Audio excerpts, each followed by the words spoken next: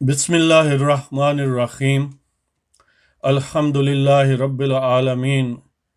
والصلاة والسلام علی خاتم النبیین اما بعد۔ پاک ویوز ٹی وی محمد منشا، آج کا پروگرام دو عنوانات،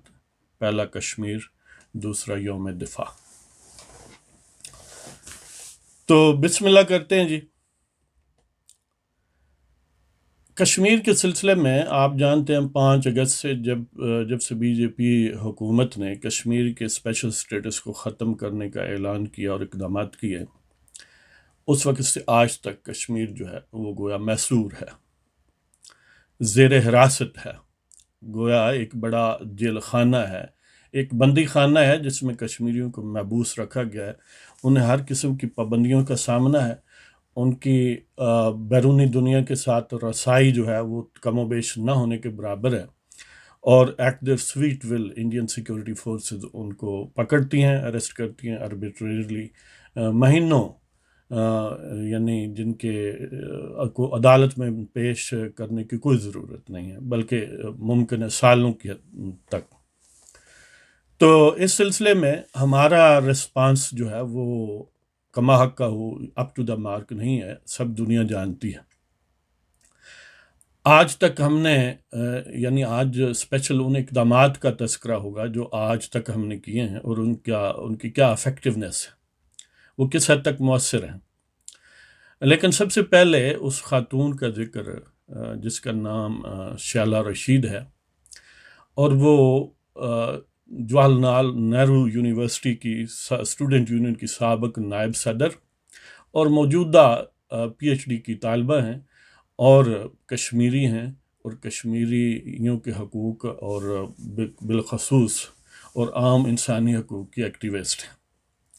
انہوں نے کچھ ٹویٹ کیے کشمیر کی صورتحال پر، اور وہاں پر سیکیورٹی فورسز یا افواج کی ہائی ہینڈڈنیس پر، اور وہاں کے عوام پر جو ظلم و ستم ہو رہا ہے اس کو ہائی لائٹ کیا، ان شکایات کو تشخیص بام کیا جو کشمیری عوام رکھتے ہیں قابض فوج کے خلاف۔ تو اس کے کنسیکوینس کے طور پر ان پر غداری کا مقدمہ قائم کر لیا گیا۔ کوئی انڈین سپریم کورٹ کا وکیل ہے الکھ آلوک شریواستو، تو اس نے اس کی کمپلینٹ مبینہ طور پر، ظاہر ہے ایسی کمپلینٹس جو ہیں وہ اسپانسرڈ یا انجینئرڈ ہی ہوتی ہیں، تو یہ یعنی اس خاتون کو ہائی لائٹ کرنے کا مطلب یہ ہے کہ اس کو خاص طور پر نشانہ اس لیے بنایا گیا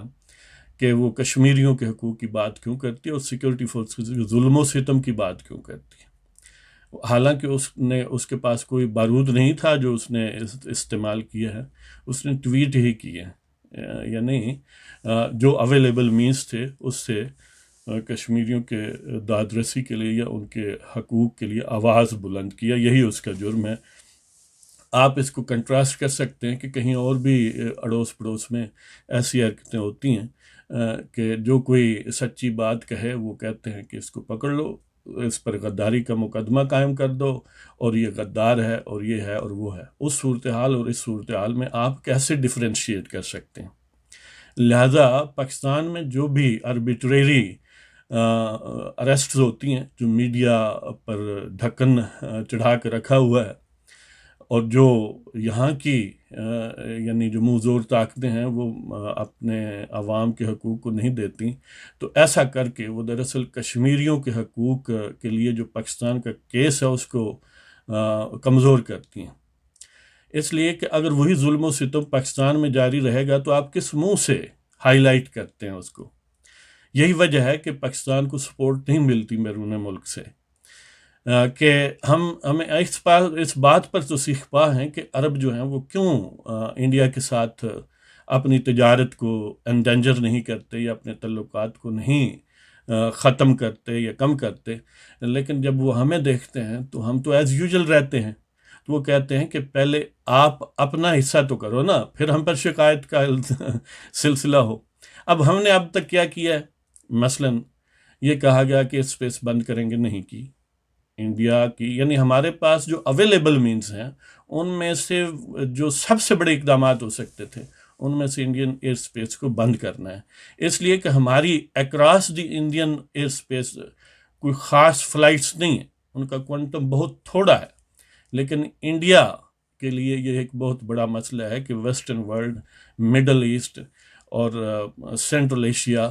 یہاں تک یا یورپ تک جانے کے لیے ان کو بہت بڑا نقصان ہوتا ہے اگر پاکستان کی ایئر اسپیس بند ہو جائے تو، کیونکہ پھر یا تو ساؤتھ ایسٹ ایشیا سے جانا پڑے گا، یا پاکستان کی ایئر اسپیس اور نیول واٹر سے پرے ہو کے جو ہائی سی ہے، یعنی جو اوشن ہے، جو بلو واٹرز ہیں، وہاں سے اس کی ایئر اسپیس سے گزرنا ہوگا، اور اس طرف ہمالیہ کو کراس کرنے کے لیے ظاہر روٹ ہوگا، اور یہ بہت زیادہ کاسٹلی ہیں، اور ہم نے اس کو ایز یوزول رکھا ہے، بالکل کسی قسم کی کوئی رکاوٹ نہیں ڈالی، یعنی جو ہم اقدام کر سکتے ہیں وہ ہم نے نہیں کیے۔ دوسرا، کرتارپور کا بارڈر، ہم نے ایز یوزول اس کو کہا ہے کہ اس پر اثر انداز یہ چیزیں نہیں ہو سکتی۔ کن کے لیے ہے وہ؟ بہرحال انڈین سٹیزنز کے لیے ہے، وہ انڈین کے لیے ہی تو اس کا نارمل رکھنا کس چیز کا پیغام ہے؟ اور دوسرا تجارت ہے،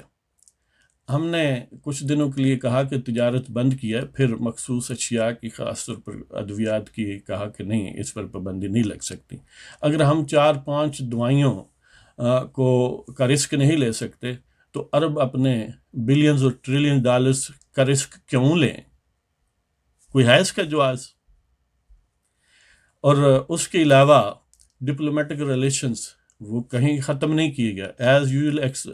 وہ فنکشنل ہے۔ ہاں، اس کو ایک میڈیا گمک کے طور پر کہا گیا کہ ہم نے اس کو ڈاؤن گریڈ کر دیا، ادروائز سارا کچھ ایز یوزول اور نارمل ہے۔ اور ہم بار بار یہ بھی کہتے ہیں ہمارے فنکشنریز کے، نہیں جی، جنگ تو کوئی آپشن نہیں ہے، یہاں تک کہ کہا گیا کہ نیوکلیئر فرسٹ اسٹرائک بھی کوئی آپشن نہیں ہے، جس کو پھر گو مگو کی باتیں ادھر ادھر کی پھر کوئی فارن آفس کا سپوکسمین کلیریفائی کرتا ہے، کبھی D G I S P R clarify کرتا ہے۔ تو اس قسم کی جو ہاف ہارٹڈ پالیسی ہے، اب ظاہر ہے نہ ہم ڈپلومیٹک لیول پر اس طرح پوری طرح افینسو ہیں، نہ کوئی ملٹری رسپانس ہم دے سکتے ہیں، کسی اور طرح کی جو یعنی فارن پالیسی میں جو ہم ٹریڈیشنل اپنے دوست سمجھتے ہیں، ان کی طرف سے خود ہی بیان داغتے رہتے ہیں، وہ نہیں بیان دیتے کہ ہم ان کے ساتھ ہیں، ہم کہتے ہیں کہ میرے کان میں اس نے کہا ہے کہ ہم ان کے ساتھ۔ تو یہ ساری صورتحال ہے، اس میں سوائے آدھ گھنٹہ ایک ٹانگ پر کھڑا کرنے کے یا اس کا دعویٰ کرنے کے، اور صبح شام ایک یعنی جو انٹرو ڈائریکٹڈ ہے جو ڈومیسٹک آڈینس کے کنزمپشن کے لیے مختلف قسم کی بے سروپا باتیں اور متضاد اور متصادم موقف جو ہے ہم ان کو بیان کرتے رہتے ہیں، اس سے کشمیریوں کو کوئی خاطر خواہ فائدہ نہیں پہنچتا۔ اب جو یوم دفاع ہے، 6 ستمبر 1965 کی جنگ کے حوالے سے، 6 ستمبر کو پاکستان میں یوم دفاع تھا، ابھی ظاہر ہے وہاں تقریباً گزر چکا، اور یوم فضائیہ 7 ستمبر کو ہے، تو 6 اور 7 کا آج سمجھ لیں کہ درمیانی ٹائم ہے۔ تو آج اس حوالے سے میں آپ کی خدمت میں ایک نظم لایا ہوں جس کا عنوان یوم دفاع ہے۔ دیکھیں، ہمیں کسی یعنی اور سے کوئی پرابلم نہیں ہے، ہمیں پرابلم یہ ہے کہ پاکستان میں سویلین، باقی جس طرح مہذب ملکوں میں ہوتا ہے، سویلین حکمرانی قائم ہو، اور جو بھی ٹھگ مختلف قسم کے ڈائلاگ استعمال کر کے لوگوں کو بے وقوف بناتے ہیں، ہم ان کی اس ٹھگش کیمپین کے خلاف اور اس ایٹیچیوڈ کے خلاف ہیں، اور جو یعنی پاکستان کے اس طرح دفاع کو کمزور کرتے ہیں۔ دیکھیں، باقی جو جن ملکوں کا بھی دفاع مضبوط ہے، وہاں پر سویلین اقتدار ہی قائم ہے، یہ نہیں ہے کہ وہاں فرشتے رہتے ہیں یا وہاں کے سویلین لوگ کوئی آسمان سے نہیں اترے ہوئے، یہی ہے کہ ان کی ٹانگوں کو کوئی نہیں پڑتا، وہ اپنے ملک کے معاملات فریلی اور فیئرلی جو ان کے اپنے الیکٹڈ لوگ ہوتے ہیں ان کے ذریعے چلاتے ہیں، اور عوامی طاقت جن عوام نے آزادی کا ایک دفعہ مزہ چکھ لیا ہو، ان کو زیر کرنا بڑا مشکل ہے۔ ہانگ کانگ ہے بہت تھوڑا سا چھوٹا سا، پاکستان کے کوئی آدھے یا ایک ضلع جو ایوریج سائز کا اس کے برابر ہے، اور تقریباً 70-80 لاکھ کی آبادی ہے، اور چین اس کے مقابلے میں گویا دنیا کی سپر پاور تھی، لیکن عوام نے جب بھرپور احتجاج کیا تو تمام تر طاقت کے باوجود چینیوں کو یا وہاں کا جو کیری لوم ہے ہانگ کانگ کا ایڈمنسٹریٹر جو ہے، دے ہیڈ ٹو ریٹریٹ، انہوں نے وہ ایکسٹریڈیشن ٹریٹی جو چین مین لینڈ کے ساتھ تھی اس کو ختم کر دیا، اور یہ یعنی کولیکٹیو جو وزڈم ہے اور کولیکٹیو جو تھرسٹ ہے عوام کے زور کا، اس کی وجہ سے ممکن ہوا ہے، کیونکہ انہوں نے حقیقی آزادی کو ٹیسٹ کیا ہے، ان کو جو مزہ اس میں آیا ہے وہ اس مزے کو قربان نہیں کرتے۔ لیکن ہماری بدقسمتی یہ ہے کہ پہلے دن سے کچھ سروں پر جو ہے وہ آہنی خود ڈال دیا گیا ہے عوام کے ایک حصے پر، اور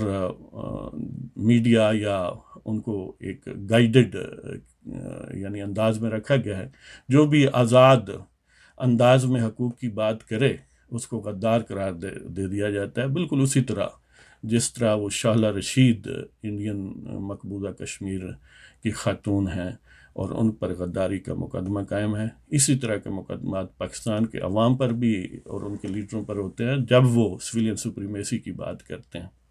یہ باقی ساری کہانیاں ہیں کہ فلاں یہ ہے اور فلاں وہ ہے۔ اب اگر یعنی دفاع کا تو مطلب یہ ہے کہ اب جائیں نا سری نگر پر قبضہ کریں، ہم ان کی قوالی کریں گے لیکن وہ کہتے ہیں نہیں، وہ طاقتور ہیں، مارتے ہیں تو بہرحال پھر کمزوروں کے ساتھ ہی لڑنا ہے، تو پھر پاکستان کے عوام ہیں، ان کے ساتھ آپ لڑ رہے ہیں اور لڑتے رہیں، کیونکہ مقابلے پر تو ظاہر ہے بے آسرا اور تہی دست لوگ ہیں، جتنا چاہیں 20 سال نہیں 40 سال لڑیں، 50 سال، ساری عمر لڑیں تو آپ کے سامنے وہ نظم پیش کرتا ہوں یوم دفاع کے عنوان سے۔ آج پھر یوم عہد وفا ہے میرے وطن کا، آج پھر یوم عہد وفا ہے میرے وطن کا، عزم یہ مجاہد کا میرے ہر صف شکن کا، آج پھر یوم عہد وفا ہے میرے وطن کا، عزم یہ مجاہد کا میرے ہر صف شکن کا، اور ایمان ہی دیس میرا دونوں جہاں میں۔ یعنی مسلمان کے لیے جو فریم آف ریفرنس ہے نا، اس کا دین ہی ہے، اس جہاں میں ہو یا آخری جہان میں، اگلے جہان میں ہو، تو یہی بیس ہے وطن کی۔ پاکستان سے محبت کی بنیاد یہی ہے مسلمانوں کے لیے، میرے لیے یہی ہے کہ یہ دین کے نام پر حاصل کیا گیا، اور جب بھی اس کو دین سے ڈیٹیچ کیا جائے گا تو پھر یہ میرے لیے کسی دوسری طرح کی ٹیریٹری ہے، جہاں سے بھی رزق روٹی ملے بس ٹھیک ہے۔ تو ایمان ہی دیس میرا دونوں جہاں میں، دین ہی سے اعتبار ہے میرے وطن کا، آج پھر یوم عہد وفا ہے میرے وطن کا، عزم یہ مجاہد کا میرے ہر صف شکن کا، ایمان ہی دیس میرا دونوں جہاں میں، دین ہی سے اعتبار ہے میرے وطن کا، وہ جو پرچار کے اغیار ہیں پردوں میں، وہ جو پرچار کے اغیار ہیں پردوں میں، انہیں بتاؤ مجاہد ہی ہے پاسباں امن کا۔ وہ جو مسلمانوں کو دہشت گرد کہتے ہیں نا، اور ان کی کمپلائنس کے طور پر ہماری حکومتیں ان کو اسی طرح قرار دیتی ہیں جس طرح ان کے دشمن چاہتے ہیں، ان کو قید و بند کی صحبتیں، ان کو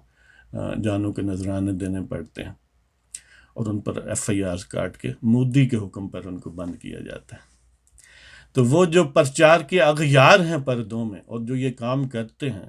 جو اس چیز کو پروموٹ کرتے ہیں، وہ حقیقتاً اغیار کے پرچارک ہیں، ان کے مبلغ ہیں، ان کو فیسیلیٹیٹ کرتے ہیں۔ وہ جو پرچار کے اغیار ہیں پردوں میں، انہیں بتاؤ مجاہد ہی ہے پاسباں امن کا، جو آمادہ قتال نہیں ہر بر تقاضۂ دین بھی، جو آمادہ قتال نہیں بر تقاضۂ دین بھی، وہی تو دشمن ہے سکون زمین و زمن کا۔ جب آپ کی مائیں بہنیں بیٹیاں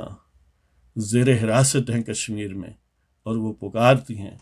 اور تم ادھر کہتے ہو کہ میں ادھر نہیں جانا ہے، ادھر لڑنا ہے، ہاں جی وزیرستان میں لڑنا ہے، تو پھر آپ کیا ہو؟ تو جو آمادہ قتال نہیں بر تقاضۂ دین بھی، وہی تو دشمن ہے سکون زمین و زمن کا، جو فتنہ پروروں کا، جو بے آسرا لوگوں کو قتل کرنے والوں کا محاسبہ نہیں کر سکتے، وہ اپنے آپ کو پاسبانہ کہا کریں۔ جو آمادہ قتال نہیں بر تقاضۂ دین بھی، وہی تو دشمن ہے سکون زمین و زمن کا، عدو بدست شمشیر للکارے جو غیور کو، یعنی جب دشمن اپنے ہاتھ میں شمشیر پکڑ کر آپ اگر غیرت مند اور آپ کو للکارے تو لازم نہیں پھر رہے یہ ناتا روح و بدن کا، پھر یہ آرگومنٹ نہیں چلتا نہیں جی ایسے نہیں دیکھے نا نقصان ہوتا ہے، اچھا تو پھر کہاں نقصان نہیں ہوتا۔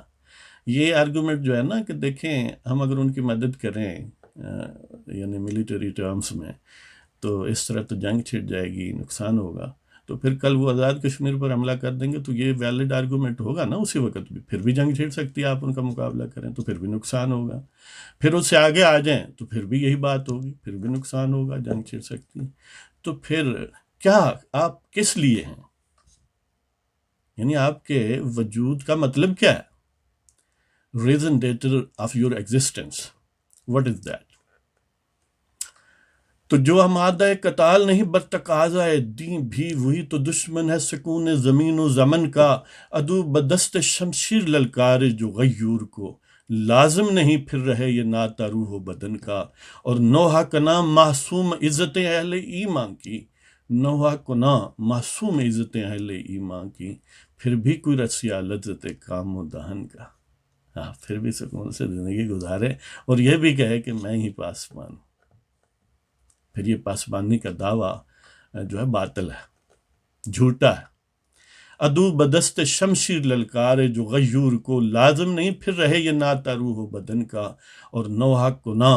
معصوم عزت اہل ایمان کی، پھر بھی کوئی رسیا لذت کام و دہن کا، ایسے میں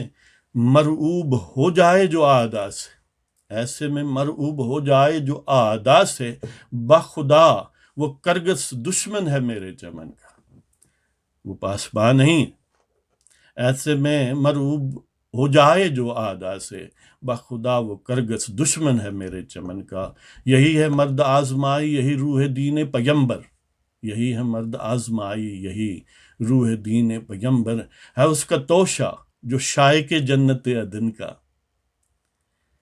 یہی ہے مرد آزمائی روح دین پیمبر، ہے اس کا توشہ جو شائق ہے جنت عدن کا۔ دیکھیں اسی سے تو جوان مردی کا ٹیسٹ ہوتا ہے، یہ مرد آزمائی ہے، دین مرد آزما ہے، یہ یعنی مجبور لوگ جو ہے نا اپنے مفاد سے، یہ ان کے لیے نہیں، تو یہی ہے مرد آزمائی یہی روح دین پیمبر، میرے آقا کے دین کی یہی روح ہے کہ جب مظلوم بہن بیٹیاں ان کی عصمتیں ایٹ رسک ہوں، وہ دشمنوں کے زیر قبضہ ہوں، تو پھر محمد بن قاسم بنا جاتا ہے۔ تو یہی ہے مرد آزمائی یہی روح دین پیمبر، ہے اس کا توشہ جو شائق جنت عدن کا، توثیق کر دیکھو اس سے جو مؤرخ ہے، اس بات کی کنفرمیشن کر لو، تصدیق کر لو، توثیق کر لو اس سے جو مؤرخ ہے، عراق و شام و مصر و حجاز و یمن کا، یہی ہے نا اوریجنل لینڈز کہ جہاں پر میرے آقا نبی پاک علیہ الصلوۃ والسلام اور صحابہ کرام رضوان اللہ اجمعین ان کے لشکر پھرا کرتے تھے، اگرچہ حدود سے باہر بھی گئے، لیکن چلو ظاہر ہے کچھ نام لیں تو سب کی نمائندگی ہو جائے گی نا، تو ان سے پوچھ لو، تو سیکھ کر دیکھو اس سے جو مورخ ہے، عراق و شام و مصر و حجاز و یمن کا، کہ یہی راز ید اللہ، یعنی وہ کس چیز کی تصدیق کرنی ہے کہ یہی راز ید اللہ، یہی اصل سیف اللہ، یہی راز ید اللہ، یہی اصل سیف اللہ، یہی زور اسد اللہ علی خیبر شکن کا، یہی راز ید اللہ، یہی اصل سیف اللہ، یہی زور اسد اللہ علی خیبر شکن کا۔ یہ جو غیرت ہے نا، یہی وہ چیز ہے جس سے اللہ کہتا ہے کہ میں مومن کا ہاتھ بن جاتا ہوں، کہ یہی راز ید اللہ، یہی اصل سیف اللہ، یہ سیف اللہ حضرت خالد بن ولید رضی اللہ تعالیٰ عنہ کی شجاعت، اس غیرت کی مظہر ہے، انڈیکس ہے۔ یہی زور اسد اللہ علی خیبر شکن کا۔ تو جناب امیر المومنین حضرت علی رضی اللہ تعالیٰ عنہ جو فاتح خیبر ہیں، خیبر شکن ہیں،